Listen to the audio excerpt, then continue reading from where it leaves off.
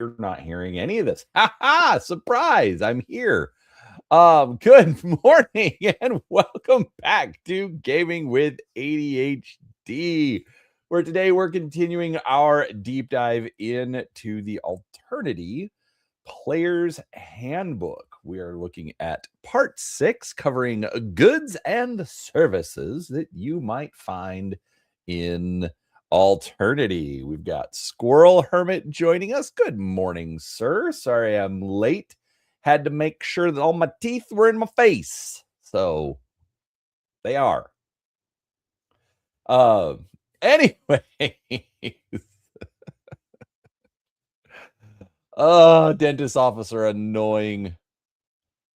Don't like him. Don't like him at all. Anyway, so because I'm late, I went ahead and I started right away. I haven't even shared out that we're doing the stream today.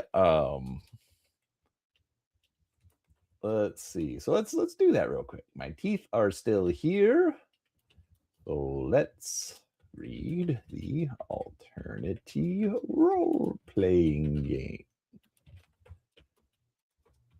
Today we're talking goods and services.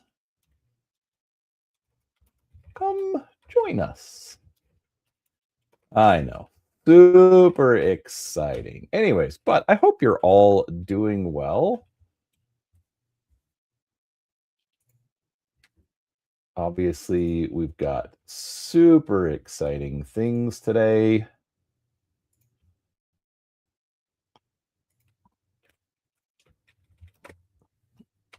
But we will get started momentarily. So yesterday we talked, what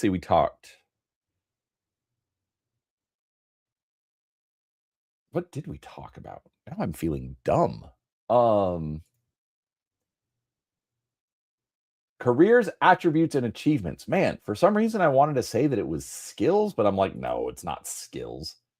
Careers, attributes, and achievements. I loved that. I love that section. Great information as far as just how to play, how to do all of this. So overall, just fantastic section. Goods and services, it's going to be a little mixed. We are going to talk about the progress levels. I'm not gonna read all of the descriptions for the gear and equipment. That's just, nobody wants that.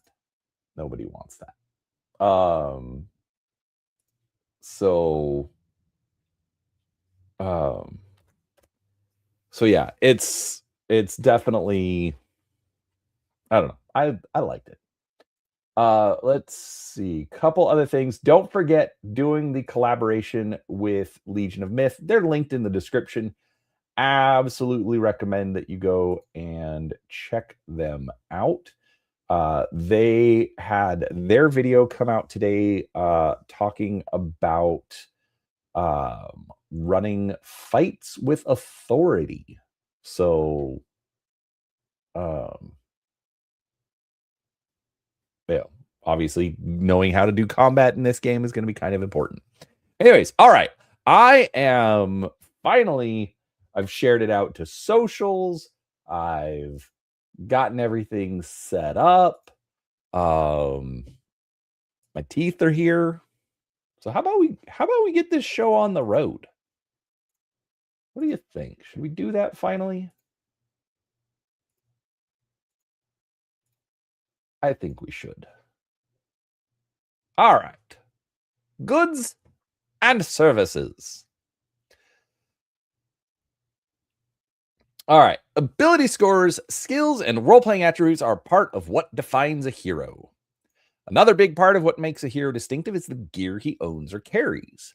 The hotshot star pilot needs a ship and a reliable sidearm to complete his image. just as the gunfighter in an old Western needs a horse and a trusty 45 revolver.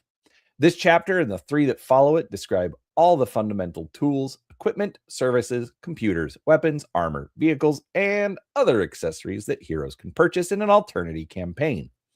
This chapter also provides an overview of progress levels, which is the framework the Alternity game uses to define when and if a certain piece of equipment is available to heroes and other characters.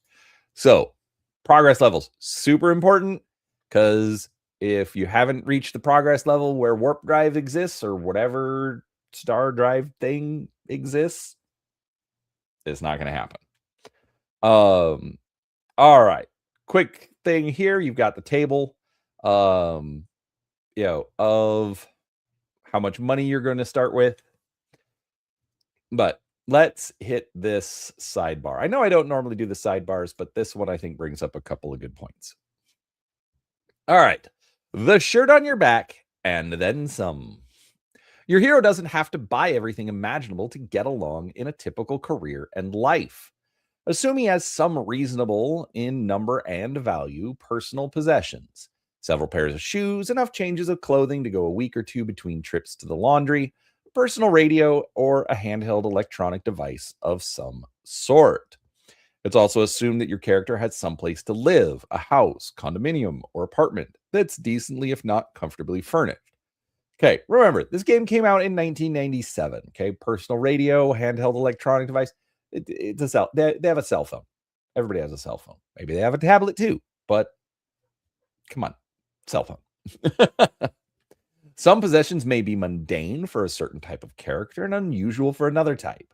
For instance, a diplomat who attends a lot of highbrow social functions may be assumed to have his own tuxedo, but a soldier in the infantry who wants to own such a garment probably should have to pay for it specially. Make some notes on your hero sheet or a separate piece of paper listing items you want your hero to possess and ask your game master if anything on the list needs to be paid for out of your hero's available cash.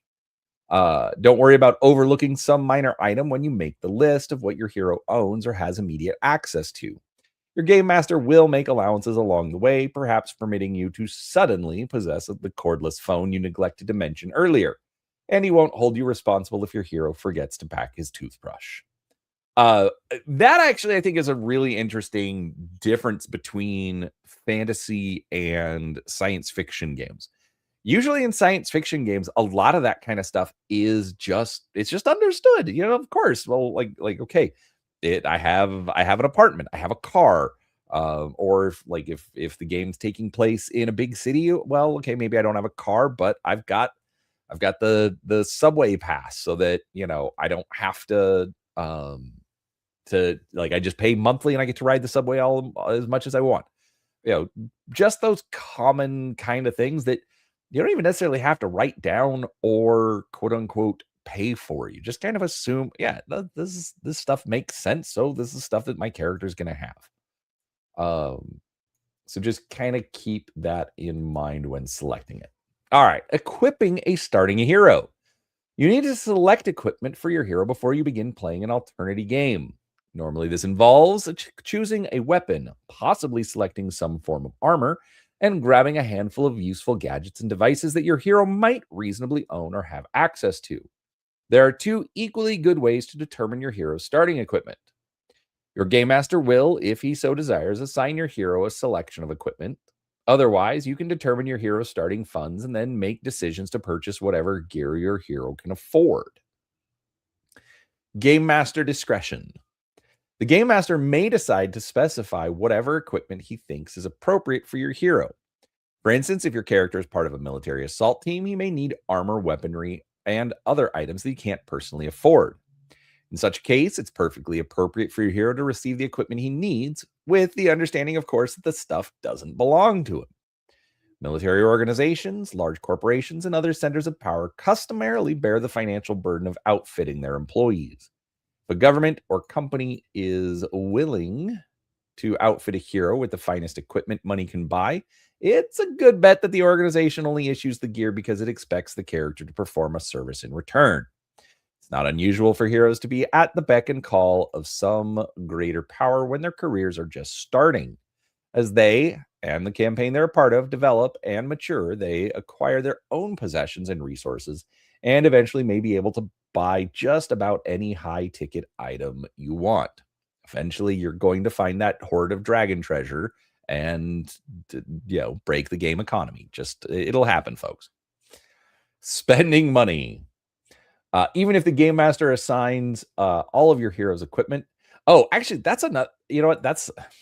I thought about it when I was reading it and totally blanked when I got to the end of the section. That's another thing to point out.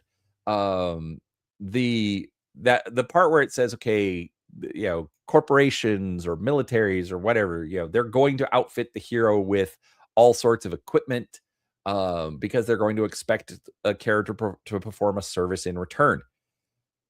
That's fair. I mean, if you're in the military, they're going to expect you to go and fight. If you're a corporate security guard or network security guard, they're going to expect you to manage the computer systems and protect them. Obviously.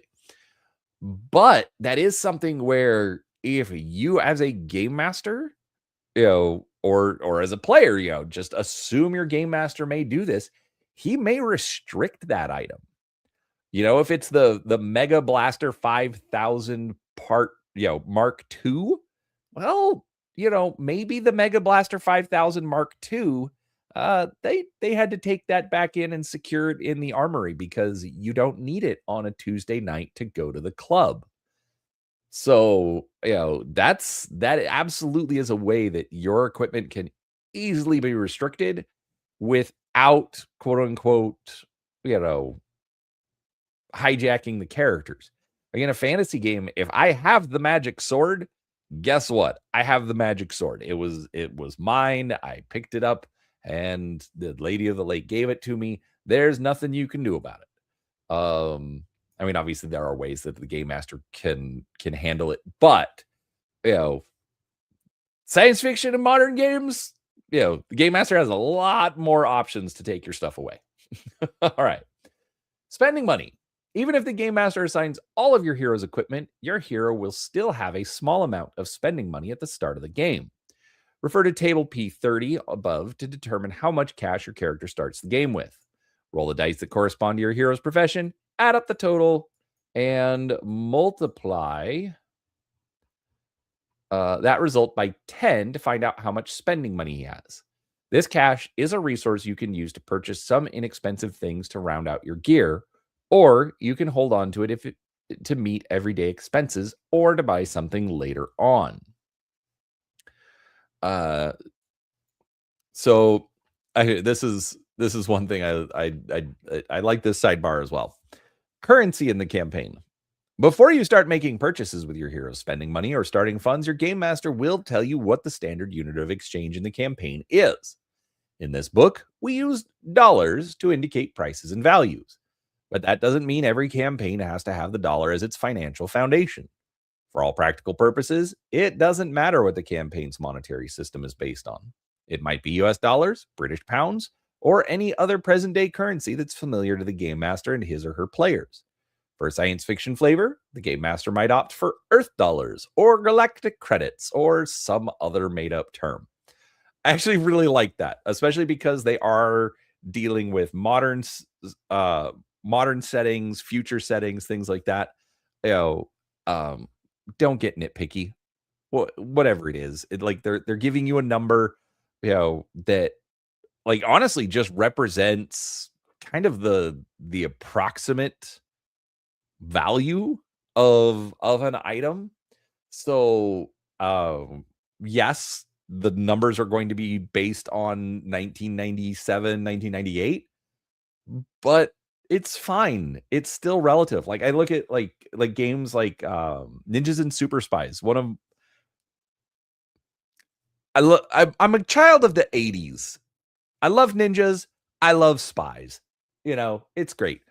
But all of the writing is based on the 80s. So the numbers, what you're paying for machine guns or cybernetics, this cybernetic arm costs you $400. Really? I suspect it would be higher than anyway. Don't worry about it. Don't get so nitpicky. Just, They give you the numbers. It's like assume inflation or currency resets or whatever. Just run with the numbers in the game. It's not a problem.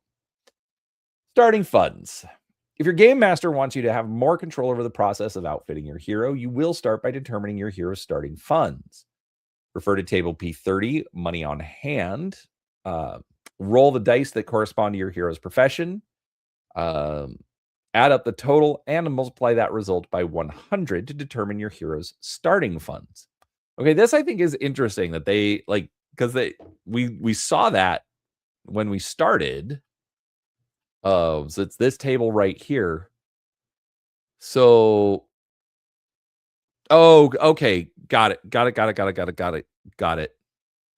All right, my brain finally clicked in. Okay, spending money from game master discretion. So you have this much times 10 for, your pocket change, whatever you have left after you create the character. But if you're going to buy your own equipment, you're going to roll the same numbers, but then you're going to multiply it by 100, and that's what you get to. Okay. My brain is coming together. There we go. We'll figure this out. All right, that figure represents all the money your hero has, a bankroll that he must use to buy whatever he owns at the start of his career. With this freedom, however, comes responsibility. In order to use your hero's starting funds to best effect, you'll need to examine all the lists and descriptions in this chapter and the next 3 chapters to decide what to buy. It's a good idea to consult with the other players in your group to avoid pointless duplication, for instance. If you expect to be working together, it's probably not necessary for more than one of you to buy a large tent. In some cases, a hero has a piece of signature equipment that is so central to the basic concept of the character that its cost shouldn't prohibit him from owning one. A good example is the hacker who may need a computer of some kind to be able to perform his prescribed function. And presumably, it's in the best interest of all the other heroes in the group for him to have this equipment. Even if the game master strictly administers a hero's starting funds, he might allow him to begin the game with a career-associated signature item. See the sample careers for suggestions of signature equipment. Filthy Rich and Dirt Poor. Heroes who choose the Filthy Rich perk or Dirt Poor flaw start with either more or less funds than heroes without these considerations. To determine how much cash such characters start with, whether it represents spending money or starting funds, use table P31 in conjunction with the result already obtained from table P30. For a hero with the Filthy Rich perk, make a perk check using the character's personality score with a D4 plus D4 situation die. Counting critical failure as a marginal result for the purpose of this roll only. Find the appropriate multiplier on table P31 and adjust the hero's spending money or starting funds accordingly. Filthy Rich heroes can't buy extra equipment for less fortunate starting characters. A perk or flaw only applies to the character who selects it. So, here is the table, rich and poor. So, if you get a marginal success, multiply, so instead of by times 100, you'd be times 1,000. If you get an amazing score, then it's whatever you roll times 1,000,000? No, 10,000. So, basically you're going to start with a bucket of money. Of course, if you took the Dirt Poor flaw, obviously you're going to start with less assets. It, makes sense. But I like that. It's a nice, simple way to do it. Nice, simple calculation. Not going crazy. All right. For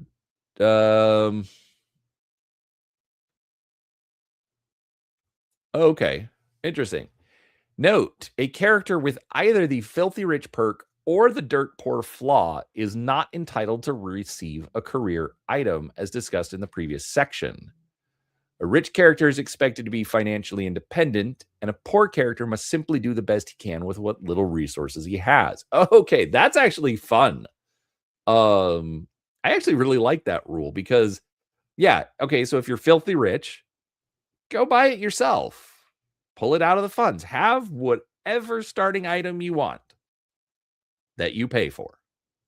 And you could easily you could easily spin it into role-playing things, it's like, the game master, it's like, mommy and daddy are super loaded, you know, so they bought little Jimmy, the Mega Blaster 5000 Mark III. It's not even on the market yet. It hasn't even been released. It's brand new, you know, but he's filthy rich and he had to pay for it out of his allowance, you know. Dirt poor. Again, you could, oh my gosh, actually for dirt poor, that's even like just like a character adventure hook. Okay. You had that signature item. You're the decker and you had or like the computer tech and you had the super comp, Mega X92 top of the line, fully blinged out. Even had like, custom programs installed that, that made you hack even faster. Um, and so that could be an adventure quest. You want to retrieve it, you want to find it. It has the map to the hidden treasure. Whatever, I don't know, but you could play off that dirt poor flaw where, okay, there's an item that you want back, because you weren't allowed to buy it in the first place because you're dirt poor. I mean, or you sold it because you're dirt poor. You needed to eat. What good's a computer if you can't eat? You know.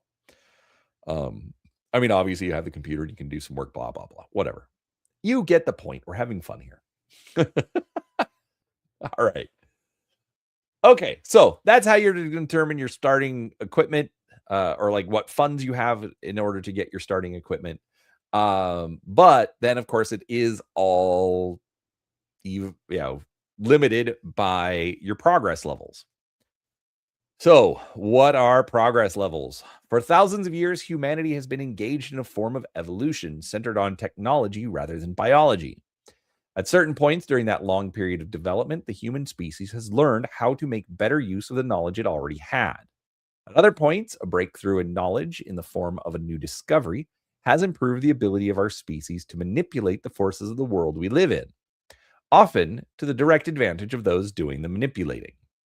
These advances, in whatever form they take, define and delineate the differences between progress levels in the Alternity game.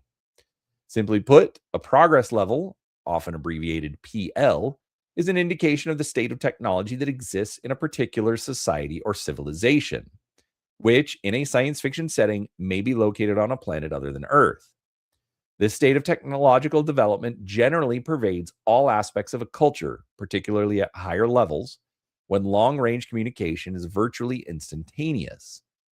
Even at lower levels, it's unlikely, but not impossible, for a group of humans or other sentient creatures to be at one progress level in some respects and at another one in other respects. Progress levels may vary widely from place to place on the same world or even the same continent. Consider the early 20th century explorers who finally penetrated the deepest reaches of the Congo or the Amazon jungle, encountering native tribes who still use Stone Age technology. In a science fiction setting involving exploration, heroes may discover entire planets locked in their own Stone Age, Bronze Age, or Middle Ages periods, despite the high level of technology that characterizes the civilization from which the heroes originated. That's a great point. I mean, look at episodes of Star Trek, like the whole Prime Directive thing being, how to deal with civilizations of lower technology levels. Look at our own planet, like even within your own city. You may live in a very nice neighborhood, great internet access, but you get out to a more rural location, it's less developed. There's there's next to no infrastructure. Maybe there's no electricity. Maybe there's no access to the internet. Um, there's no cell phone reception. Again, whatever it is. Um, it's very easy to play with progress levels, within a local area. So here's a table to look at it, basically Stone Age up to the far future. The game is actually mostly going to deal with, I believe, progress levels 0 to 8. I don't think they specify 9 and 10 beyond this. Technically, the game is set somewhere between 7 and 8. As like Star Drive is going to be set between progress levels 7 and 8. But this kind of gives you an idea. So Stone Age, Bronze, Iron Age, Middle Ages, Age of Reason, Industrial Age, Information Age, so where we are right now, Fusion Age, Gravity Age, Energy Age, Matter Age, Far Future. All right. Let's read these. Progress level 0, Stone Age. The major achievements of a Stone Age society are the use of fire, the domestication of animals, and the invention of agriculture. An individual living in a Stone Age society is primitive, but he isn't necessarily gullible, stupid, or easily frightened by advanced technology. Common weapons in a PL0 civilization include the club, the dagger, the spear, and the bow. Armor made from leather or hide is possible, as are wicker shields. Communication beyond the local tribe or settlement doesn't exist. Travel is accomplished by foot or by simple rafts or canoes. Simple pottery, stoneworking, and woodworking are possible. Human civilization emerged from the Stone Age during the period from 5000 to 2000 BC, with different regions and cultures making the transition at different times. Some still having not made it. Progress level 1, Bronze Iron Age. Early human civilizations had begun to master the working of metal toward the end of the Stone Age. The malleability of copper led to its becoming the first metal to be tamed. When tin was added to copper, the much stronger alloy bronze was created. This advance allowed for the crafting of tools and weapons of great durability. In turn, those improved tools made possible the working of iron, which soon replaced bronze as the metal of choice for tools and weapons. In a Bronze Iron Age society, advances in pottery, construction, and agriculture allow for the concentration of populations into larger and larger groups, with a corresponding upswing in the accumulation and sharing of knowledge. The rise of nations, city-states, and empires begins in the Bronze Age. Organized efforts to improve communications allow regional societies to exist. Galleys and small sailing vessels are capable of relatively long voyages, and some cultures may build extensive road or canal networks to link distant places. Improvements in agriculture efficiency allow the rise of artisans, craftsmen, professional soldiers, and other occupations that are not directly concerned with gathering food. The sword comes into use early in the Bronze Age, replacing the club and the dagger as the preferred weapon of the infantry. Chariots briefly dominate warfare before cavalry renders chariots obsolete. The first true military forces or tactical systems appear. Armor can now be made from sewn plates or scales, metal links, or even forged breastplates, and a variety of metal melee weapons dominate the battlefield. The ancient Egyptian and Minoan cultures mark the beginning of the Bronze Age civilizations for humanity, and the Roman Empire is a famous example of a successful Iron Age society.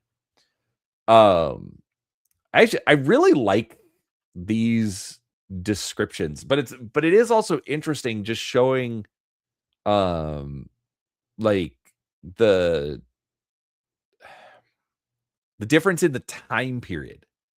Like, okay, a lot of people are familiar with a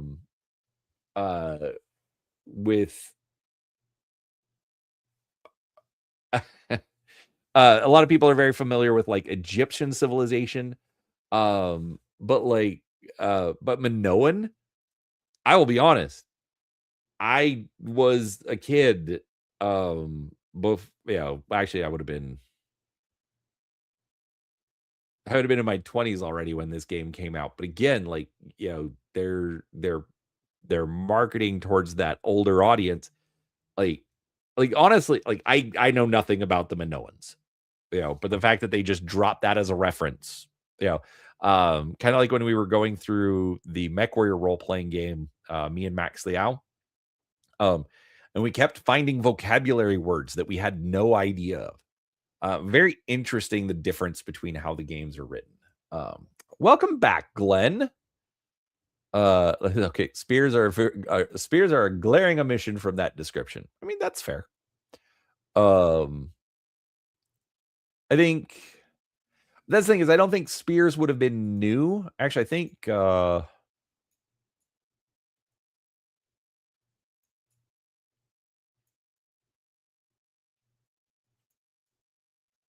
yeah. So progress level 0 introduced the club, the dagger, and the spear. Progress level 1, they would have metal spears. So, that's why they didn't mention spears, because it wasn't new technology. They'd already had the pointy sticks kind of, that's a kind of an early technology. They just got improved pointy sticks. Anyways, no, regardless, man, I'm glad you're here. Let's see. Also, you mentioned a very tech-centric ranking. Kind of wish there was a culture level access too. Interesting. I'm not quite sure how you would do that. The primary reason that they're doing a tech-centric ranking is because of the fact that it's a science fiction setting. That's the science in science fiction. That's usually what's going to be that delineator. Is not necessarily like, oh, have they progressed through monarchy, or have they finally evolved to democratic institutions, or or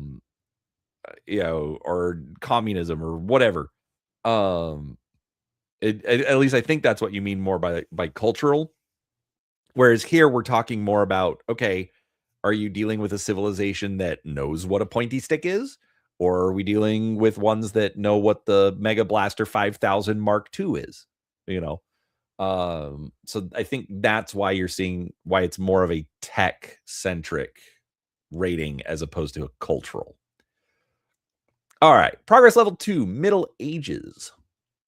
Maturing civilizations experience a period of turmoil and adjustment at this progress level. Developments continue in architecture, commerce, metallurgy, and mathematics. Wider dissemination of information becomes possible thanks to more advanced printing techniques. Sea communications dominate in the latter part of this stage of development, and sturdy seagoing carracks and galleons open the door to the next progress level. As populations increase and knowledge of agriculture evolves, an increasing percentage of the population relocates into growing cities and towns. Toward the end of this progress level, the feudal system, in which a small class of nobles ruled a large population of agricultural workers, begins to collapse. Specialized crafts begin to develop, universities appear, and the middle class is born. The first corporations emerge in the form of trade guilds. The evolution of strong systems of trade and finance tends to distribute a society's wealth more evenly among its members, diluting the power of the nobility. Tools of warfare undergo a significant revolution. Sophisticated chain and plate armors protect warriors from harm, and elaborate fortifications become something of an art form. Toward the end of the Middle Ages, the introduction of simple gunpowder weapons signals the imminent end of knights, heavy armor, and organized armies of swordsmen. The Middle Ages on Earth lasted roughly from AD 476, when the last Roman emperor of the West was deposed, until 1453, when the Turks brought an end to the Byzantine Empire by capturing Constantinople. Because communication over long distances is still relatively sporadic and inefficient during this period, individual civilizations in all parts of the globe advance at vastly different rates. All right, so we actually see some of that cultural stuff you were talking about. Evolution of strong systems of trade and finance, first corporations, the feudal system, starts to weaken and collapse. Keep in mind, this is my first read through on this. Did have to work and sleep and do all that other stuff. So yeah, I think it looks like it is actually kind of mixed in. So, I mean, I hope this is what you were looking for. Let me know. All right, progress level 3, Age of Reason. The Age of Reason is an era in human history when the development of ideas and systems of thought takes precedence over technological invention. The scientific method improves humankind's understanding of the world. Experimentation becomes the means by which the physical properties of nature are systematically examined. The study of the various scientific disciplines, chemistry, electromagnetics, medicine, biology, and astronomy flourishes. Instruments such as microscopes and telescopes enable scientists to greatly extend the range of their observations and discoveries. The new reliance on science generates waves on all levels of society. Superstition falls away and exploration of the world reaches its apex. Society begins to experiment with new forms of organization, such as democracy. Corporations and economic alliances continue to evolve. Economically, this progress level is a transition from the cottage industries of the Middle Ages to the industrialization of the 19th century. The cannon becomes the dominant factor in naval warfare, while massed musket fire and horse-pulled field pieces rule the battlefield. Even the reliable bow vanishes, replaced by the flintlock. Light melee weapons remain common. In humanity's history, this was a time of great strides. Giants such as Galileo, Kepler, and Newton redefined the world of physics and astronomy, and knowledge in all the sciences advanced. Most of the world was mapped by explorers of this period, and the old world met the new. So basically, we're dealing with like 1400s, because the previous one went up to about 1473-ish, I think is what it said. So this is going to be from about 14 to 1860, 1890-ish, because I mean, we get into the industrial age. So yeah, but again, it absolutely is economic progress, new organizations in society. Yeah, this is okay. So it's a cultural rank, not just a technological rank, Glenn. All right. Industrial age. In the fourth progress level, the theoretical knowledge of the previous era matures into widespread practical application. The harnessing of hydraulic, steam, and electric power creates an explosion of commerce and industry. Developments such as the telegraph, the telephone, and the radio make true global communication possible. Breakthroughs in manufacturing techniques allow the construction of heavy ironclad vessels, rail transportation, and architecture of previously unimagined size. Pioneers venture high into the atmosphere and descend into the sea's depths. Urbanization is complete as individuals gather in smaller environments where they can more easily exchange goods and information. Corporations expand in power, many establishing themselves throughout the explored world. Old power structures based on obligations to the ruling elite fall away, succeeded by governments based on political and economic will. The means of war change swiftly through the period. Aircraft and submersibles join the list of military assets. Reliable and accurate rifles, pistols, and machine guns become common. Mechanized war machines herald the first great change in the art of battle since the end of the night. For humanity, the transition to an industrial way of life comes tumultuously and spreads slowly. New sciences such as psychology, evolutionary biology, and genetics broaden our understanding of what our species is and where it has come from. Economies and societies based on agriculture fade into history, but countries such as the United States and Russia are ravaged by civil wars as the agrarian lifestyle gives way to industrialization. The world is racked by conflict toward the end of this progress level, now that humankind has equipped itself with the weapons of mass destruction and means to transport those weapons on a global scale. All right, so again, we're looking at like about 1850s-ish, up through about 1970s. Okay. Yes, I mean there is some overlap and there's obviously some big jumps in the tech level, but again, they're trying to give you just a general idea of, okay, this is the time period, because they can't break everything down into like 20-year time units. It would be unwieldy at that point. But this level is this level of granularity, I think, is just right. And Squirrel Hermit, I'm glad you're here to hang out with us. So thank you. Let's see. Continuing the conversation, Glenn says, no, it's a single axis because tech and culture go hand in hand. It'd be more fun to separate them to be independent so readers can have things like fusion age, slave fueled feudal societies. Okay. All right. I see what you're saying. But I don't think there's any reason you couldn't do that. Yeah, why like especially if you like okay, on the borders of the two progress levels, it would be very easy to to mix those things. But I mean, it's also science fiction. Do it. One of the things that I like most about science fiction, it's one of the reasons that I gravitate towards it over fantasy. Um, at least since I learned about it. There's a there's an audio lecture series. Basically it's about the history of science fiction. And one of the things that the lecturer talks about is how science fiction is rarely ever about the science. It's always about sociological issues, psychological issues.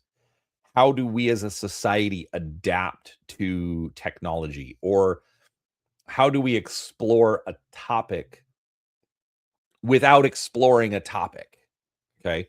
One of the best examples is Star Trek.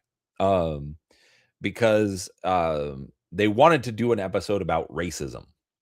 Keep in mind, this is like 1972. Like nowadays, say what you want, it's basically gone. But in 1972, it was absolutely prevalent.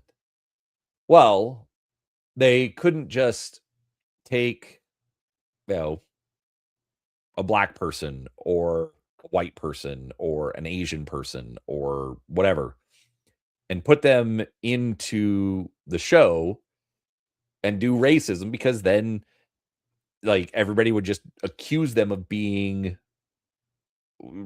accuse it of being way too on the nose. Yes, Glenn, exactly. The black and white aliens. So, but I'm telling the story for those who might not know about it. So what they did is they actually made an episode where they encountered two aliens, and I want to say it was either the last episode ever like broadcast, or it was like one of like it was like one of the last 3 episodes. Like it's at the very end of the series. And there's one character who's half white, half black. Like literally they take white paint and black paint. Not like Caucasian and African coloring. No. Literal black, literal white on the like I think it was like white on the right. Actually, it doesn't technically matter because you'll see in a second. There's a white on the right, black on the left. And then they introduce a second character who is also half black and half white, but now he's white on the left and black on the right. So, I mean, the colors are essentially the same. It's just, is it left or is it right? And they absolutely hated each other. And they hated each other literally for no other reason than the fact that, I think it was the one with the white on the left, thought he was better than the one with the white on the right. And like they were literally the only two people left in their civilization, but it didn't matter. And they were chasing each other across the galaxy because the one who thought he was better was going to kill the other one. So it again, you're dealing with Star Trek, you're dealing with these alien races. But at the end of the day, it's not about aliens. It's not about spaceships. It's about how do we treat each other because there's some sort of a difference. And that's what science fiction usually ends up being about. So, to bring it all the way back around, if you want to have a fusion age, slave fueled feudal society, do it. Explore that with your players, explore that with your characters, and see what happens. How do your players react? Do they buy into it? Do they, you know, do they have to fight against it? What do they want to do? What is their like? And that actually goes back to yesterday's episode when we talked about attributes and or actually the attribute section. What are the motivations of your characters? Are you somebody who's going to fight against the fusion slave fueled feudal society? I don't know. Like, maybe write a campaign around it. There are so many options. Like, literally, the progress levels should be used as a guideline and not a strict set of rules. Because like I said, they can't get as granular as we would like. So there's plenty of ways to, to cross over.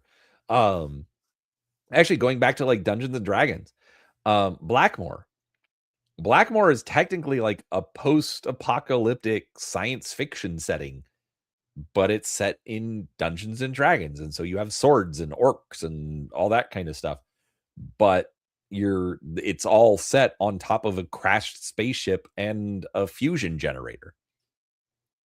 Yeah, you can do all that stuff. So don't limit yourself. All right, let's get back into reading. I ranted a bit. All right, progress level 5, Information Age, also known as Where We Are Now. The Industrial Age relied on chemical power, but in the Information Age, computer technology and electronics, along with the introduction of fission power and weapons, reduced the importance of fossil fuels, if only. Instantaneous electronic transfer of data creates a freedom of information, and the first primitive grid appears. Advances of the past trickled down to individuals. The automobile replaces the locomotive as the common form of travel. The first steps towards space travel involve massive chemical rockets, unmanned probes and satellites, and short-term manned missions. The technology of the era allows greater participation by citizens in the decisions of their government. The emergence of international alliances begins to dissolve borders between nations. Corporations gather power and begin to threaten government authority. Societal evolution is relatively slow because technology has a greater effect on individual lifestyles than on society as a whole. Many weapons available at this progress level are similar to those of the Industrial Age.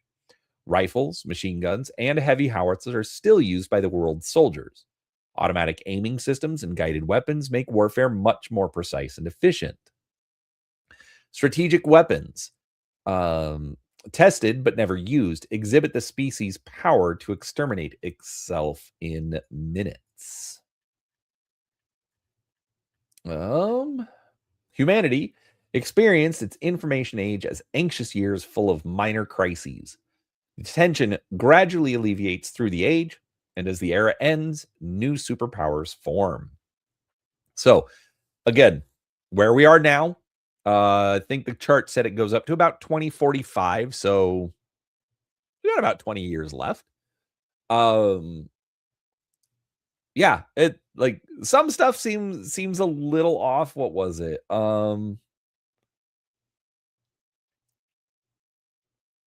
Like just the comment about about where is it? Yeah, the introduction of fission power and weapons reduce the importance of fossil fuels. Yeah, we need anyways.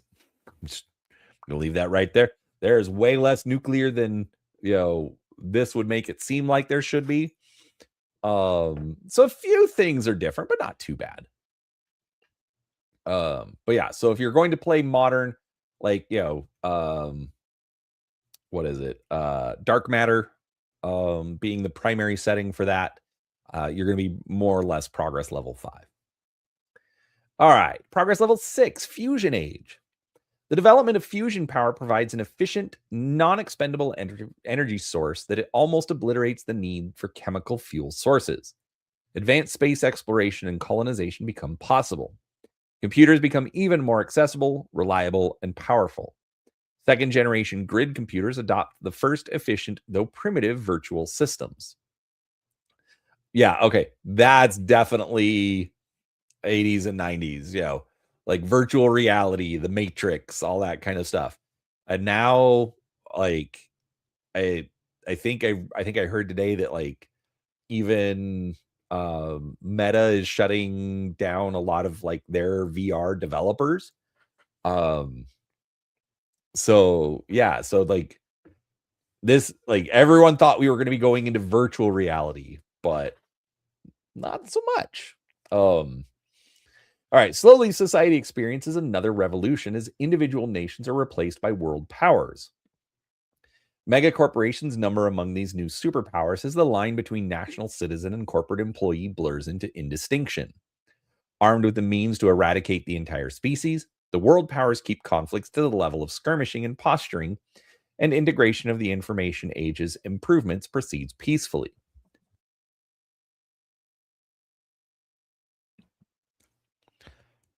In the later years of this age, the first crude applications of gravity induction technology appear in the form of civilian and military vehicles that can move through the air without using physical propulsion or consumption of fuel.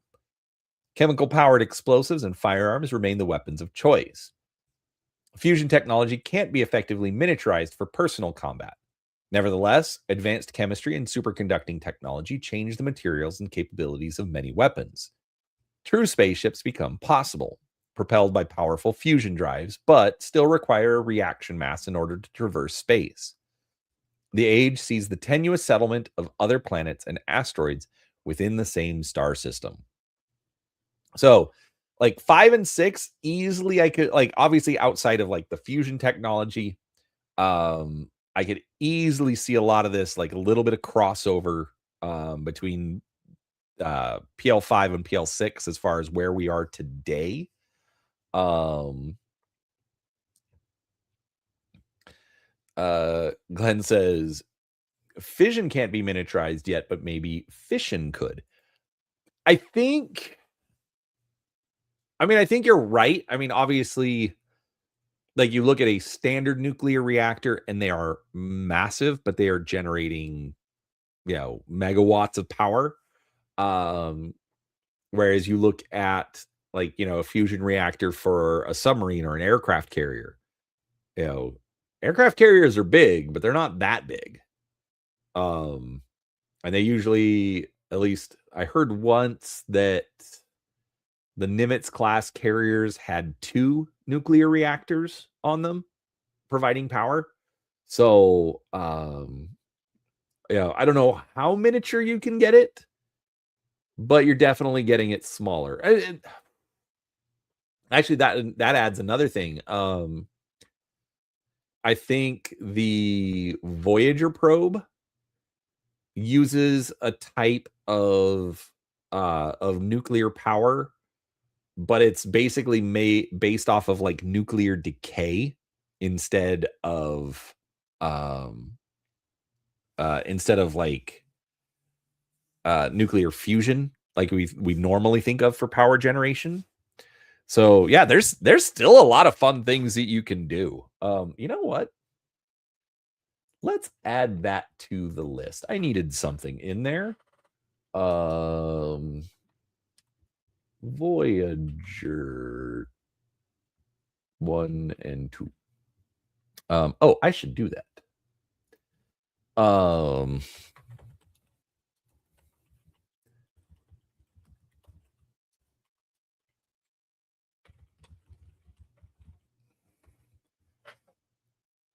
I just pinned a message in chat to my other YouTube channel, Reading Wikis for You. This conversation reminded me about like I'm gonna do the Voyager program. So we'll talk about that one. I'll do a video on that next week. So if you are interested, then you should go and subscribe to that channel. Actually, I would appreciate it if you guys went and subscribed to the channel anyways, because Subs are coming slow. I need them to go faster. um Yeah, you're right. You're right, Glenn. Like, Mars rovers, the Voyager probe, things like that. Exactly. It's more like a nuclear battery as opposed to a generator, but I'm just using it as an example of much smaller scale nuclear power as opposed to solar or internal combustion, things like that. All right. Progress level 7, gravity age. As this progress level opens, the invention of two key technologies herald humanity's climb to the stars. The mass reactor systematically replaces fusion power as an even more efficient source of energy that can be miniaturized with greater ease. With the use of the mass reactor, world powers explore, divide, and colonize the entirety of the local star system.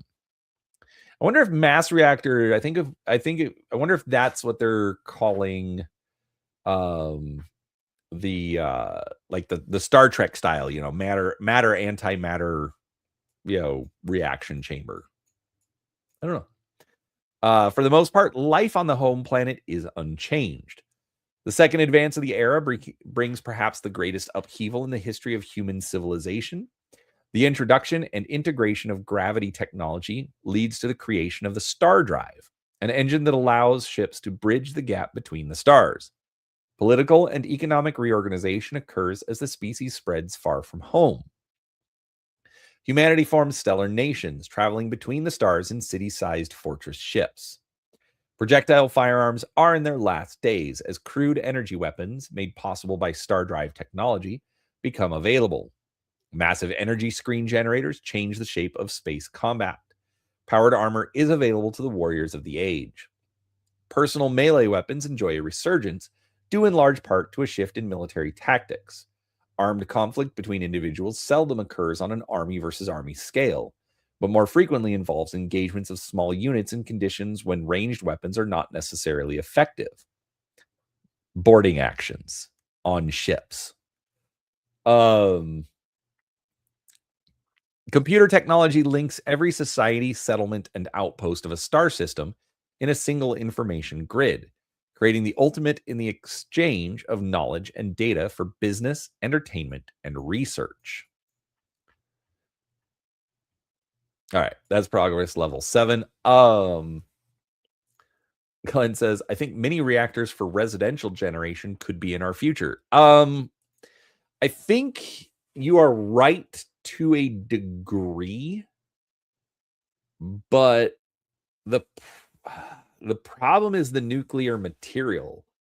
I mean, even hospitals which have nuclear material for X-rays and CAT scans and all that kind of stuff, the nuclear material is still very, very, very heavily controlled.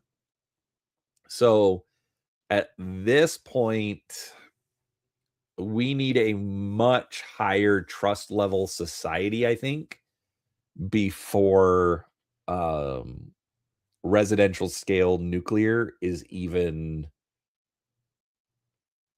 I don't want to say it's not possible, but I want to say before it's even attempted. Because there's too many things that could go sideways. I mean, blow up that neighborhood nuke and depopulate the area for 20 years. Yeah. Um, could be interesting though. All right. Progress level 8, the energy age. The continuing miniaturization of star drive technology allows power plants the size of marbles to harness the basic forces of creation. Powerful personal force screens and energy weapons dominate the battlefield as slug throwers finally disappear after ruling the battlefield for 1,000 years. Miniaturized sensors, shields, and engines allow mass production of small, practical starfighters. At the other end of the spectrum, advanced construction techniques allow humans to build the first world ships, massive vessels the size of small planets. I don't think slug throwers will ever disappear. Because even if you're going with like, like, at some point it's going to be like a casing for a matter antimatter explosion. You know, they're still throwing something. They don't want it because, yeah, it's, anyways, that's just my thought. All right. Progress level 9 and higher. Generally, these progress levels are beyond reach or comprehension, although isolated worlds or undiscovered species may exist that have access to them. In many cases, the creation of a perfect counter technology causes the signature technology of an earlier age, fusion power, force screens, etc., to be abandoned in favor of more elegant and more powerful technologies. Practical control of matter at the subatomic level may be possible at this stage of technological development. So basically, if you want to throw something in PL9 or higher, pretty much take whatever the tech is that you're dealing with and, quote unquote, make up the thing that can't be countered by it. Like they did that all the time in Star Trek, whether it's a power plant that, that just takes ambient energy from the surroundings, as opposed to needing like giant panels of solar cells. It literally just absorbs and draws in solar radiation to generate power. I mean, I think that would be kind of cool. You don't have to control a reaction or anything. It just, draws in and uses the power that's available. Ooh, I like that piece of technology. There could be some fun stuff with that. I don't even know if that's theoretically possible. Sounds neat, though. All right. So those are the different progress levels. Just remember, as Glenn and I, that's right, Squirrel Hermit. Aether energy is the way. Exactly. That's Aether Energy Incorporated. We don't even bring you the power. You just you bring it to yourself.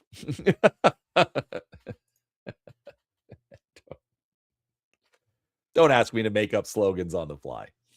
All right, so that is all the different progress levels. Remember, like, again, approach it from that sociological aspect. Okay, what kind of story, what kind of thing are you trying to explore with your players? And don't think that it's a rigid set of instructions. It's not rules, it's guidelines, All right, sorry. Bad joke. All right. All right, so then we've got equipment descriptions. All right. Let's read the let's read the rules on how the equipment is described, and then we'll go through, we'll spot check some of the equipment, and then I'm going to go to bed. So a little bit of a shorter stream today. All right, equipment descriptions.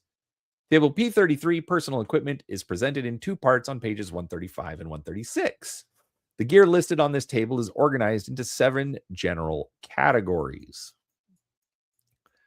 And each item is briefly described in the accompanying text. What the column heading means. PL, progress level, gives the earliest level at which an item is available. All the items listed on the table are also available at any progress level higher than the one indicated, though sometimes in distinctly altered form. For instance, a PL6 flashlight may not look very much like a PL4 version of the same item, but it's probably still easy enough to identify it for what it is. Actually, the flashlight's a great example.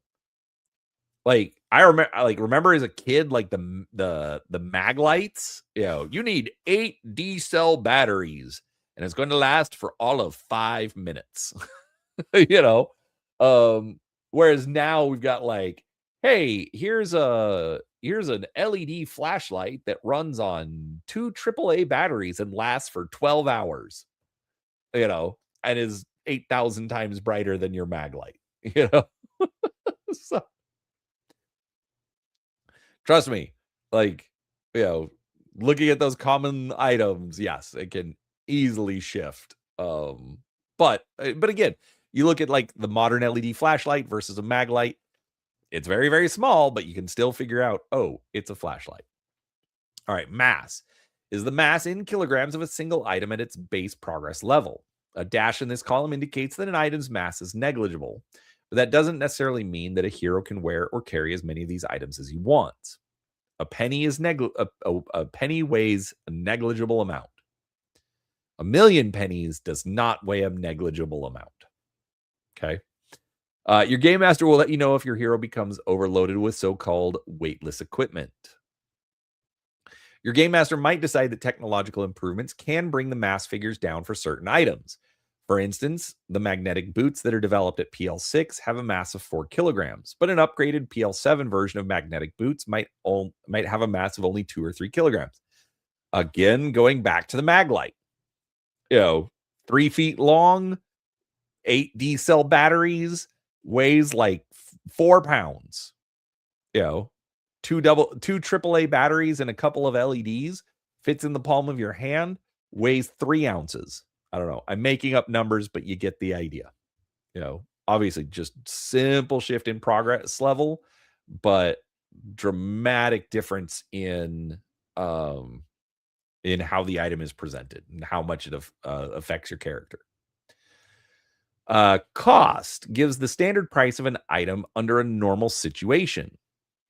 That is, when a seller for the item is fairly easy to find. Just as in the real world, these prices can fluctuate according to supply and demand. The figures on the table represent what a beginning hero can expect to pay for an item of mid-range quality, but any price is subject to change at the game master's discretion. So, can you find it at a Walmart today? Can you find it at a Walmart in the city? Can you find it at a Walmart in the like out in the hinterlands? That's already destroyed all the mom and pop stores. Is there even a Walmart? Maybe you only have the mom and pop stores. So, like the big screen TVs that you can find at Walmart. Sorry, the mom and pop store doesn't have those. Okay.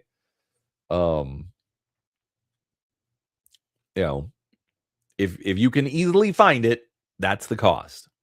If you can't easily find it, you may be paying out the nose.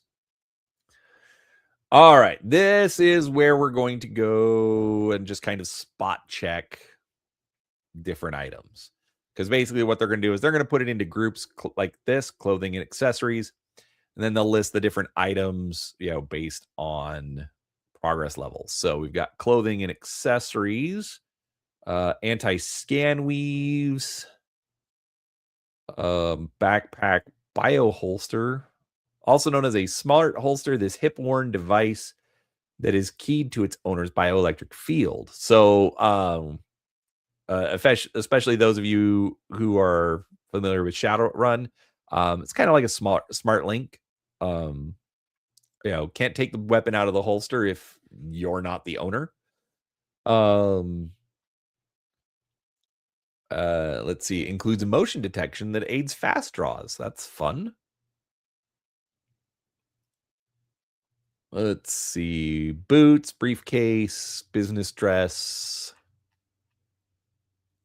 casual dress, coat, fatigues, formal dress, glasses.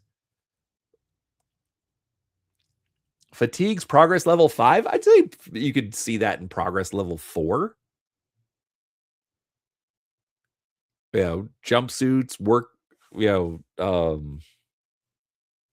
speed suits, or what's the word I'm looking for? Just like coveralls. Like this description. These are garments designed for manual labor or worn by standard soldier of the age. Yeah. I mean, they had fatigues as far back as World War I? Or was that still kind of dress uniforms? I don't know. Kind of. You could make an argument for progress level 4, is my point. Formal dress, glasses, protective goggles, holsters. All right, we're not going to look at the chart. Stealth cloak. Ooh, progress level 8. This is a large hooded poncho made from anti-scan weave with conductive fibers. In many military forces, the stealth cloak is standard issue for scouts and snipers. When activated, the garment provides the wearer with a +3 bonus on any skill checks involving stealth or its specialty skills. If an observer notices the wearer anyway, the wearer still receives a +1 improvement to his resistance modifier against a ranged weapon attack. The stealth cloak can be worn over some forms of light armor. Ask your game master if a certain combination is permissible. So this would be like the cameline cloaks from Gaunt's Ghosts, if you're familiar with those, with that set of characters from Warhammer 40,000. Gaunt's Ghosts being out of the books by Dan Abnett. Great books. Love those books. Been a long time since I read those books. The cloak uses a charge cell that is good for 6 hours of operation. Extra charge cells cost $100 a piece. Okay. Not how the Gaunt's Ghost one worked, but close enough. Utility harness, watch. I mean, kind of normal stuff. Let's see. Communication, cell phone, comm gear.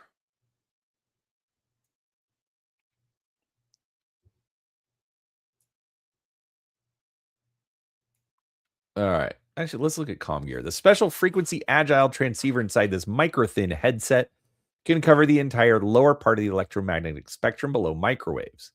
The unit may also take the form of a thin card or small pocket phone. By adjusting the VLF or UHF bandwidths up or down, comm gear can locate the best frequency for long range, short range, or directional communications. Comm gear has a 1,000 kilometer range for surface communications and can reach into high planetary orbit to contact base ships. So it's a Star Trek communicator. Sounds more like a little headset kind of a thing, but you get the idea. For an extra $100, an encryption device can be included to scramble and unscramble signals as needed. A charge cell for the device costs $25 and lasts for 30 days, regardless of how often the comm gear is used. Comm gear can be installed in a computer gauntlet for a price of $300 over and above the cost of the gauntlet. All right. Chapter 10 is going to be fun. Chapter 10 is going to be next Tuesday. So at least I don't. Now I want to look. Sorry.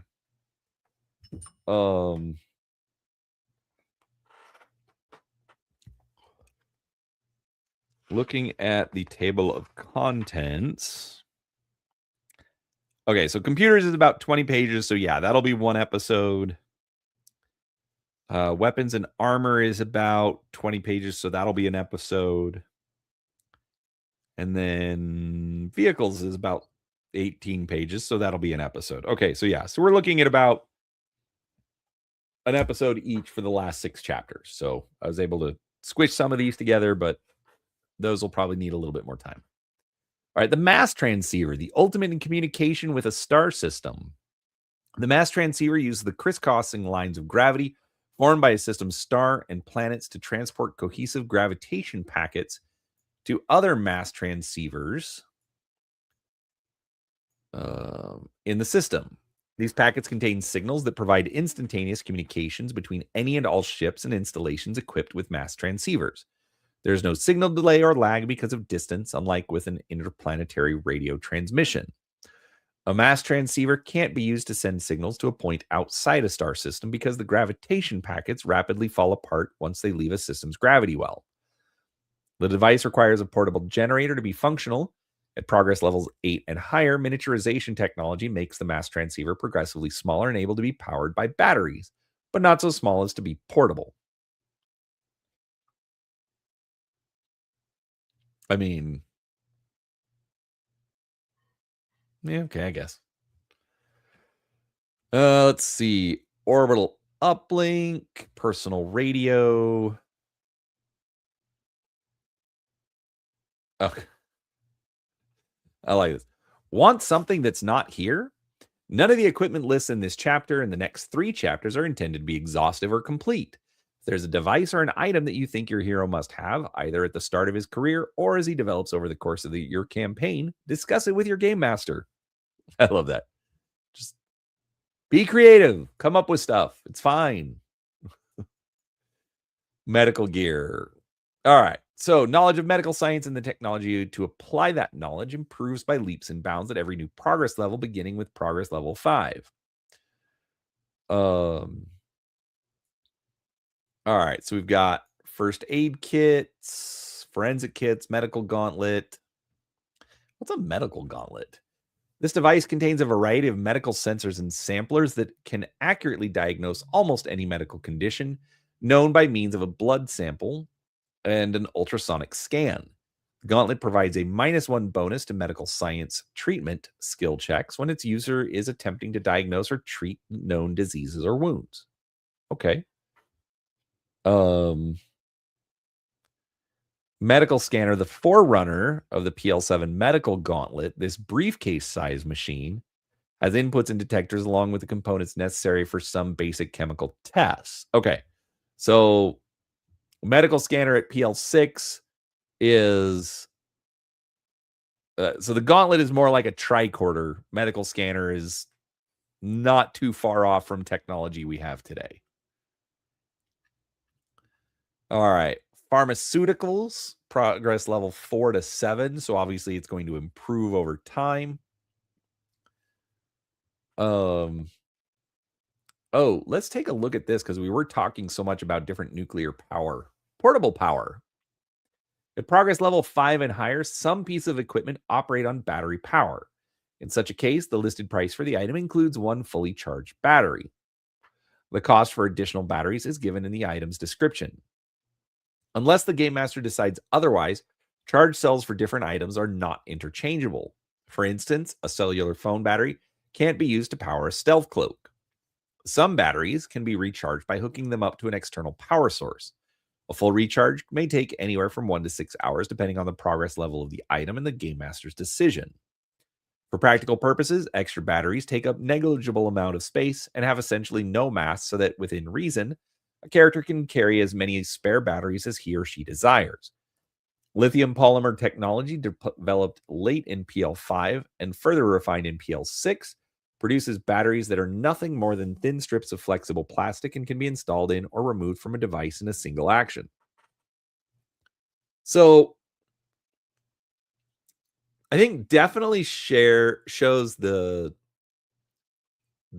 time period, because especially back then, yeah, everything um well, no, actually I think that's I don't know. I don't like that description where it's like, "Oh, everything has its own unique self or battery." I mean, like, we do that now, but you still see interchangeable battery technologies.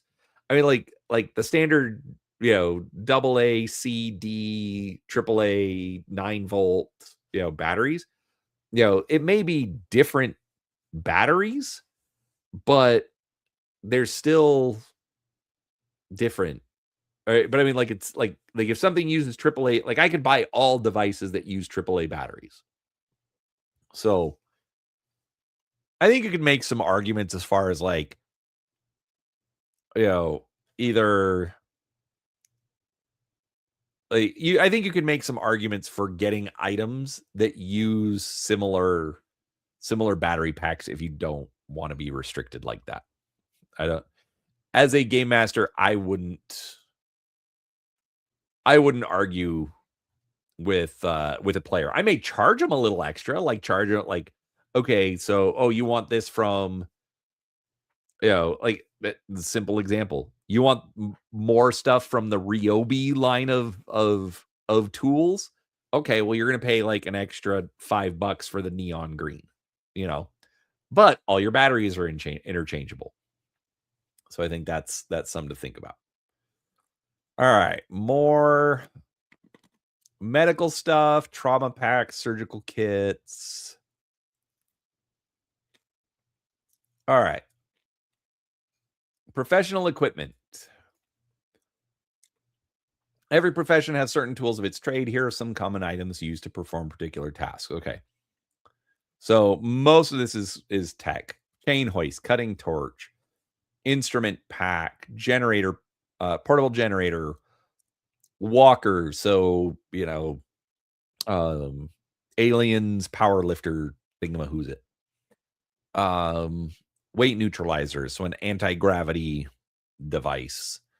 Portable workshops. All right. Sensors to enable characters to attain a greater understanding of the world. A variety of tools are available for gathering and storing information. Audio recorders, binoculars, compass, GPS receiver. Um, again, like definitely representative of the time. GPS receiver that we all now have built in with our phones. You know, infrared goggles, imaging goggles, parabolic microphone, psi detector. Okay, you want to find the psychics? Here you go, psi detector. Actually, I got this too small. Sorry about that. Radar gauntlet.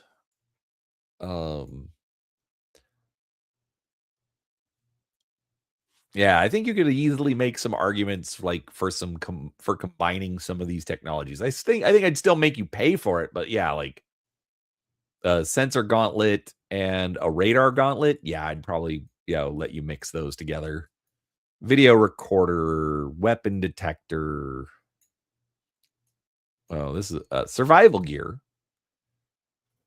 Portable cabin. This device fits on a large backpack style frame. The user only has to lay it down and pull a cord to deploy a cabin 4 meters by 3 meters large with a 2-meter ceiling. All right, not huge, but the cabin is made from semi-rigid inflating plastic and includes a camping unit and 2 bedrolls. It's not airtight, but the built-in camping unit can heat or cool the interior of the cabin to keep it comfortable in any H2 environment. Because the cabin doesn't have a lot of structural integrity, it isn't usable in any environment with gravity higher than G3 or atmospheric pressure greater than P3. I don't know where those numbers are coming from. I think the Game Master's Guide. So we'll see that when we get to that book. All right.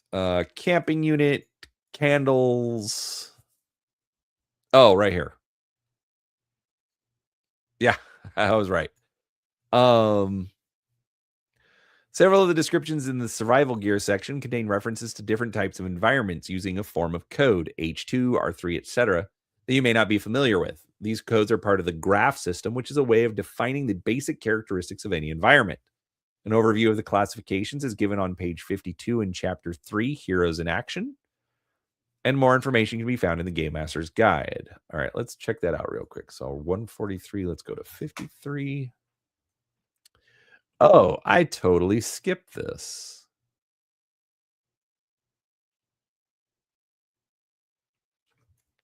Even in a modern day setting, but especially in a futuristic campaign involving space travel and visits to other planets, the environment in which the heroes are operating can have a significant effect on their ability to do what they want. Detailed information on the different types of environments that exist in the Alternity game is provided in the Game Master Guide. In summary, there are 5 primary factors that define an environment, which together make up the graph system: gravity, radiation, atmospheric composition, pressure, and heat or lack thereof. Each different environment has a rating of 0 to 5 in each category, following are brief descriptions of what the graph ratings mean. So, gravity, anywhere from light to super high, or no gravity to super high. Radiation, no radiation to surface of the sun. Atmospheric composition, vacuum up to super corrosive. So A2 is Earth-like. Anything else, it's A3 is toxic, but use a breathing apparatus. P, atmospheric pressure. 0 is a vacuum. 5 is Venus. Heat and cold. The low end of this scale, H0 represents temperatures ranging from the chill of deep space up to about negative 200 degrees Celsius. H5 is might not be hot enough to actually melt or vaporize a vessel or device that's being used for protect. Okay, H5 again, surface of the sun. All right. Okay, cool. I was super lost there for a minute, but that makes sense. I actually like that graph system. Like, Like that's one thing that always did kind of annoy me about Star Trek. I realized that it's a I believe it's a scientific term, but like, M class planets or Y class planet. I'm like, I don't like none of this makes any sense. Graph system makes a lot of sense and is very easy to understand. All right, what else do we have? All right, climate weave, hard e-suits. So hard environment suits. Lets you withstand high pressure and radiation. Climbing gear, coolers, flares, emergency beacons, flashlights, portable heaters, grappling hooks, jumpsuits, habitat dome, lantern, inflatable raft, rations, survival gear, rope, vacuum packed survival gear, open survival gear.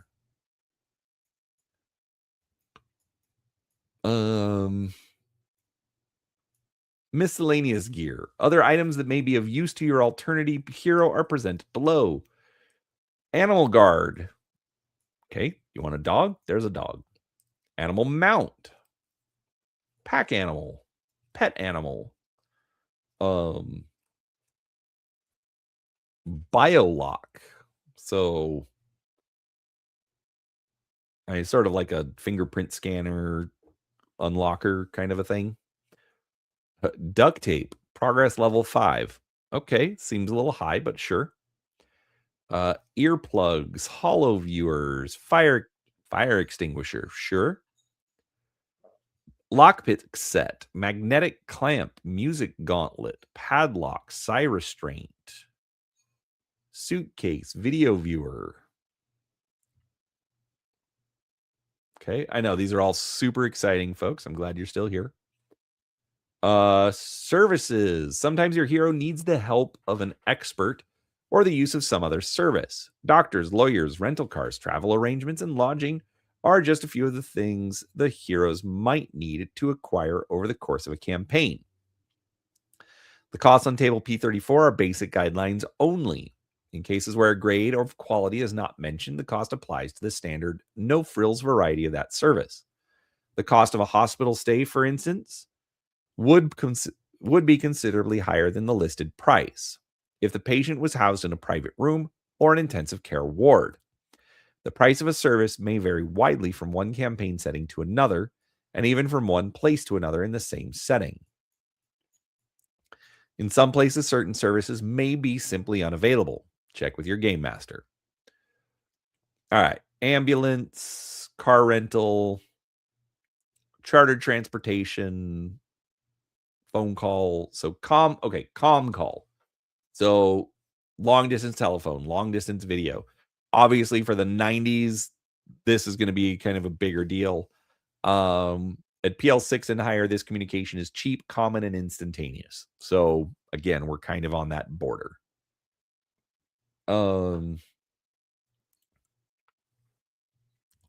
System calls allow communication to any location in the star system. Interstellar communications remain plagued by delay even at PL7. Hospital stay, lawyer, limousine, lodging. So again, here's a list of all that kind of stuff. Sorry, I'm kind of skipping over it. It's not exciting. I don't see anything. Combat spec for hire. Mercenary.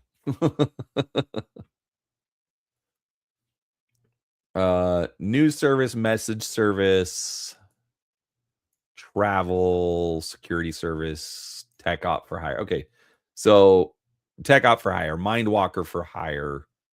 It's probably diplomat for hire. Yeah, diplomat for hire. So again, if you're missing a character, actually, that was one thing. I'm talking Drek on Sunday with Seraphis. Saxius was there. Funny little Danish man. He's great. But he was talking about how he'd lost some players in his game, and so he didn't have anybody that actually had the skills that he needed in order to do the next part of the game. And I'm like, well, why not just make an NPC and give that to the players? Say it's like, okay, during this portion, you're going to run the NPC instead of me. So that way, like, the players still have their agency in the game. And so this is that same kind of a thing. You don't have a diplomat, but you're going to need one for the scenario. Make an NPC, give it to the players, let them run it. Somebody who'd want to do it as well. But just the diplomat, like if the diplomat's not needed, oh, well, he's busy. He's off doing something. So the player doesn't have to actively monitor and manage them. It's just like, oh, they're there. Okay, cool. I'm going to need you to fill in for this. So that was something that we talked about this week. And that's it. So that's all we've got for goods and services. I like that. I like the description of the progress. Actually, reading through the progress levels was a lot of fun. Glenn, thank you for all of your questions and comments regarding that. Made it a little bit more interesting. Everybody, thank you honestly very much for being here. Yeah, this has been fun to go through. So everybody, because it is already late, technically we're about an hour past where I have been stopping. I'm going to go ahead and end it here because I need to go to bed. But absolutely, I appreciate you being here. So tomorrow should be a paint stream. Should be back at the normal time, about 8:30 a.m. my time. We'll go until I get stuff done. But the next videos for Alternity will be next week, Tuesday, Wednesday, Thursday again. Basically, I will get off of work and we'll spend a little bit of time reading. I really like this because I realize that I am skipping over some of it. I'm not reading every single word, but I'm getting through a lot of reading that I don't do otherwise. So this has been great. This has been a lot of fun. Obviously, if there's any questions while I'm sitting here kind of stalling, feel free to throw those in chat. Happy to answer those. But yeah, so I hope you're finding this interesting. I hope you're a bit more intrigued about this classic RPG. But yeah, so all right, I think I'm gonna go ahead and end it there. Everybody, I guess I should have pulled myself back onto the screen. Nope, wrong screen. There we go. So at this point, yeah. Hopefully I will see you tomorrow while I do some painting.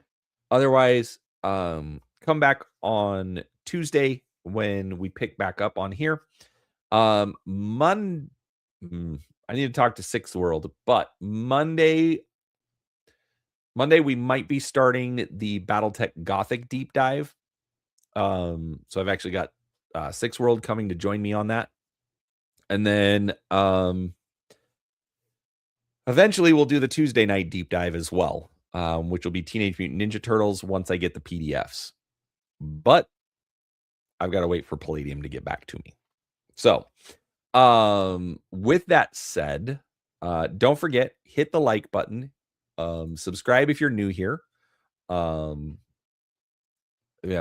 Regardless, don't forget in the pinned comment, youtube.com/@readingwikis. That's my second channel. Would absolutely love it if I could get some extra subscriptions over there. Right now, I just want to get it to 100. I mean, I still want to get it to 1,000 so I can monetize it. But for right now, I'd love to get it to 100. Let's set the goal. Let's see if we could do 100 by the end of February. So if you could help me out on that, I'd appreciate it. But with that said, I'm going to go ahead and end it here. Thank you so much for your time. I absolutely appreciate all of you. I hope you have a wonderful day, and we will talk to you next time. Bye, everybody.